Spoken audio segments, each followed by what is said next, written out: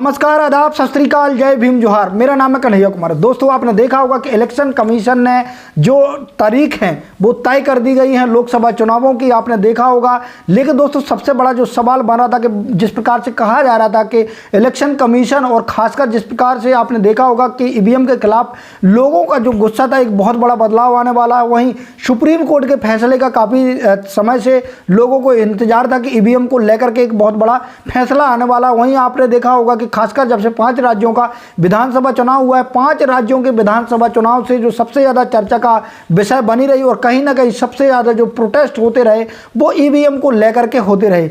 हम आप लोगों को विस्तार से जानकारी देने वाले। इससे पहले मेरी आपसे गुजारिश है कि बहुजन मीडिया को सपोर्ट करना चाहते हो तो आप BM News 90 को सब्सक्राइब कर लें, साथ में बेल आइकन को प्रेस कर लो, वहीं वीडियो को लाइक जरूर कर दें।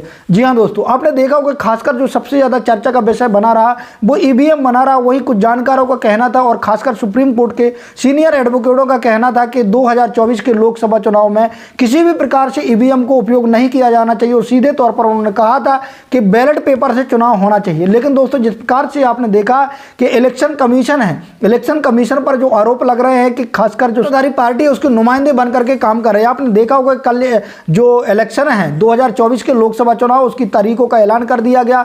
वहीं उन्होंने साथ साथ आपको एक चीज़ जरूर देखनी पड़ेगी कि कहीं ना कहीं इलेक्शन कमीशन को भी अब इस विषय पर चर्चा करने पड़ रही है। उन्होंने सीधे तौर पर कहा कि जिस प्रकार से ईवीएम पर जो आरोप लगाए जा रहे हैं उस पर सुप्रीम कोर्ट ने भी एक सबसे बड़ा अपना फैसला सुनाया। सुप्रीम कोर्ट ने उस पिटीशन को खारिज कर दिया है और पिटीशन को खारिज करते हुए उन्होंने कहा कि इस प्रकार से आरोप लगाना उचित नहीं। उन्होंने सीधे तौर पर कहा कि पारदर्शिता के साथ ईवीएम से चुनाव कराए जा रहे हैं। लेकिन दोस्तों, सबसे ज़्यादा जो चर्चा का विषय बन गया है वो इलेक्शन कमीशन की जो प्रेस कॉन्फ्रेंस थी उस समय में जिस प्रकार से जो इलेक्शन कमीशन जो चीफ थे उन्होंने किस लहजे में बात करते हुए, खासकर एक मजाकिया लहजे में बातचीत करते हुए ईवीएम के बारे में जो बोला, कहीं ना कहीं लोगों के मन में और ज़्यादा गुस्सा और खासकर जो ईवीएम के खिलाफ आंदोलन कर रहे थे, ईवीएम के खिलाफ हमेशा प्रोटेस्ट कर रहे थे, उन लोगों के मन में और ज़्यादा गुस्सा आ गई है। जी हाँ दोस्तों, अभी आपने देखा होगा जिस प्रकार से खासकर इलेक्शन कमीशन ने कहा कि 1-2 लोग ईवीएम के जो एक्सपर्ट बन गए हों उन लोगों को सोचना समझना चाहिए कि जो इलेक्शन कमीशन है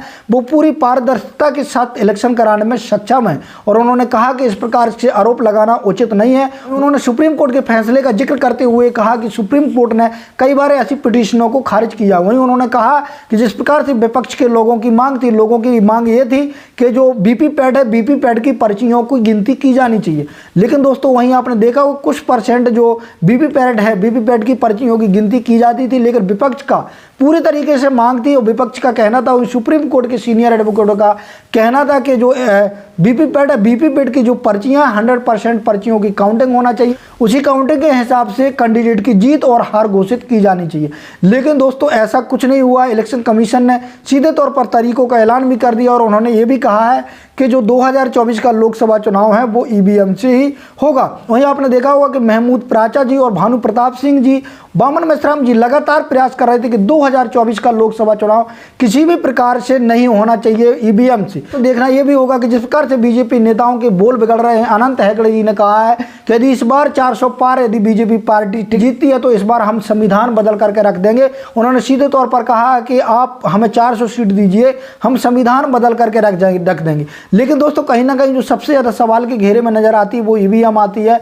वहीं जो इलेक्शन कमीशन है, कहीं ना कहीं ऐसा आरोप लग रहा है कि इलेक्शन कमीशन सत्ताधारी पार्टी के पक्ष में खड़ा है। वही उन्होंने कहा कि सुप्रीम कोर्ट भी कहीं ना कहीं सत्ताधारी पार्टी के पक्ष में खड़ा है। लेकिन दोस्तों, खासकर सोचना विचारना ये भी होगा कि जिस प्रकार से CGI साहब ने इलेक्टोरल बॉन्ड पर जो फैसला सुनाया था, इसी तरीके से सबूत है जो ईवीएम के खिलाफ रखे जाते। हो सकता था कि जो CGI साहब हैं वो कुछ ना कुछ ईवीएम पर एक बहुत बड़ा स्टंट लेते और ईवीएम के खिलाफ कुछ ना कुछ वो फैसला देते। लेकिन दोस्तों, अभी जो फैसला आया था सुप्रीम कोर्ट का, उसको जिक्र करते हुए खासकर इलेक्शन कमीशन ने जो डेट फिक्स कर दी है, चुनावों की 7 चरणों में मतदान होगा पूरे भारत देश में, तो कहीं ना कहीं ये सबसे बड़ा विषय बन गया है। और कहीं ना कहीं इस पर जो सबसे ज़्यादा जो चर्चा तेज हो गई है वो ईवीएम को लेकर के हो गई है कि आखिरकार ईवीएम से ही 2024 का लोकसभा चुनाव होगा या नहीं होगा।